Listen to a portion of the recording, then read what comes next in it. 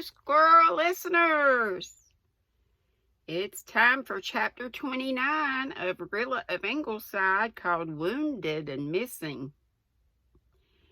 Battered but not broken was the headline in Monday's paper, and Susan repeated it over and over to herself as she went about her work. The gap caused by the St. Quentin disaster had been patched up in time, but the Allied line was being pushed relentlessly back from the territory they had purchased in 1917 with 500,000 lives. On Wednesday, the headline was British and French check Germans, but still the retreat went on, back and back and back. Where would it end? Would the line break again, this time disastrously? On Saturday, the headline was Even Berlin Admits Offensive Checked, and for the first time in that terrible week, the Ingleside folk dared to draw a long breath. Well, we've got 1 week over, now for the next, said Susan staunchly. I feel like a prisoner on the rack when they stop turning it, Miss Oliver said to Rilla as they went to church on Easter morning. But I am not off the rack. The torture may begin again at any time. I doubted God last Sunday, said Rilla, but I don't doubt him today. Evil cannot win. Spirit is on our side, and it's bound to outlast flesh. Nevertheless, her faith was often tried in the dark spring that followed. Armageddon was not, as they had hoped, a matter of a few days. It stretched out into weeks and months. Again and again, Hindenburg struck his savage, sudden blows with alarming, though futile, success.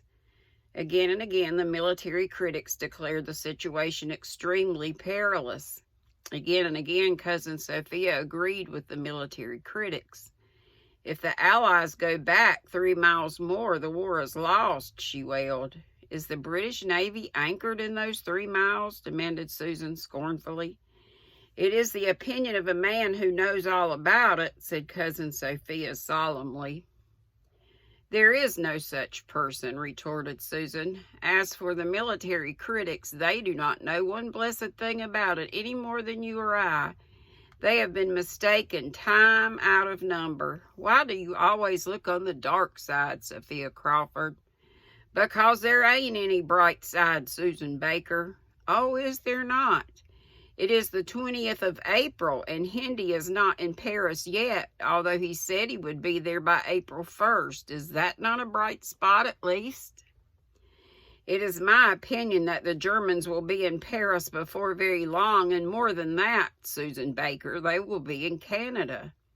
Not in this part of it. The Huns shall never set foot in Prince Edward Island as long as I can handle a pitchfork, declared Susan, looking and feeling quite equal to routing the entire German army single-handed. No, Sophia Crawford, to tell you the plain truth, I'm sick and tired of your gloomy predictions.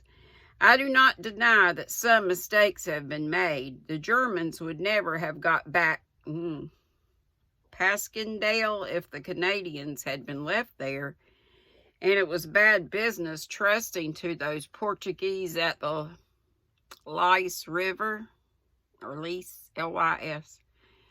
But that is no reason why you or anyone should go about proclaiming the war is lost. I do not want to quarrel with you, least of all at such a time as this. But our morale must be kept up, and I'm going to speak my mind out plainly and tell you that if you cannot keep from such croaking, your room is better than your company. Woo! Cousin Sophia marched home in high dudgeon to digest her affront, and did not reappear in Susan's kitchen for many weeks. Perhaps it was just as well, for they were hard weeks, when the Germans continued to strike, now here, now there, and seemingly vital points fell to them at every blow. And one day in early May, when wind and sunshine frolicked in Rainbow Valley, and the maple grove was golden green, and the harbor all blue and dimpled and white-capped, the news came about Jim. There had been a trench raid on the Canadian front, a little trench raid, so insignificant that it was never even mentioned in the dispatches. And when it was over, Lieutenant James Blythe was reported wounded and missing. I think this is even worse than the news of his death would have been, moaned Rilla through her white lips that night. No, missing leaves a little hope, Rilla, urged Gertrude Oliver. Yes, torturing, agonized hope that keeps you from ever becoming quite resigned to the worst, said Rilla. Oh, Miss Oliver, must we go for weeks and months not knowing whether Jim is alive or dead? Perhaps we'll never know. I cannot bear it. I cannot. Walter and now Jim, this will kill Mother. Look at her face, Miss Oliver, and you will see that. And Faith, poor Faith, how can she bear it? Gertrude shivered with pain. She looked up at the pictures hanging over Rilla's desk and felt a sudden hatred of Mona Lisa's endless smile. Will not even this blot it off your face? She thought savagely, but she said, no, it won't kill your mother. She's made of finer metal than that. Besides, she refuses to believe Jim is dead. She will cling to hope, and we must all do that. Faith, you may be sure, will do it. I cannot, moaned Rilla. Jim was wounded. What chance would he have? Even if Germans found him, we know how they treated wounded prisoners. I wish I could hope, Miss Oliver. It would help, I suppose, but hope seems dead in me. I can't hope without some reason for it, and there is no reason. When Miss Oliver had gone to her own room and Rilla was lying on her bed in the moonlight praying desperately for a little strength, Susan stepped in like a gaunt shadow and sat down beside her. Rilla, dear, do not worry. Little Jim is not dead. Oh, how can you believe that, Susan? Because I know.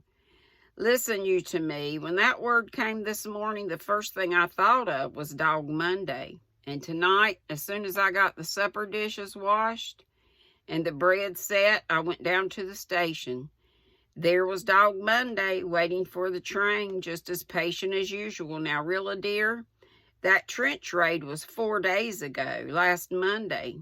And I said to the station agent, can you tell me if that dog howled or made any kind of fuss last Monday night? He thought it over a bit, and then he said, no, he did not. Are you sure? I said. There's more depends on it than you think. Dead sure, he said. I was up all night last Monday night because my mare was sick, and there was never a sound out of him. I would have heard it if there had been, for the stable door was open all the time, and his kennel was right across from it. Now, Rilla, dear, those were the man's very words, and you know how that poor little dog howled all night after the Battle of Courcelette. Yet he did not love Walter half as much as he loved Jim. If he mourned for Walter like that, do you suppose he would sleep sound in his kennel the night after Jim had been killed? No, Rilla, dear. Little Jim is not dead, and that you may tie to. I love it when she says that. If he were, Dog Monday would have known, just as he knew before, and he would not be still waiting for the trains. It was absurd and irrational and impossible, but Rilla believed it for all that, and Mrs. Blythe believed it, and the doctor, though he smiled faintly in pretended derision, felt an odd confidence replace his first despair, and foolish and absurd or not, they all plucked up heart and courage to carry on, just because a faithful little dog at the Glen station was still watching with unbroken faith for his master to come home. Common sense might scorn, incredulity might mutter mere superstition, but in their hearts the folk of Ingleside stood by their belief that Dog Monday knew. And that's all. So we'll read chapter 30 tomorrow, good Lord willing, and the creek don't rise. Hope to see y'all in a little while. Let's see, it's about 30 minutes from the time I'm saying this. On Monday, April the 5th of 2021. Be sweet, don't be ugly. See you soon. Hope. Bye-bye.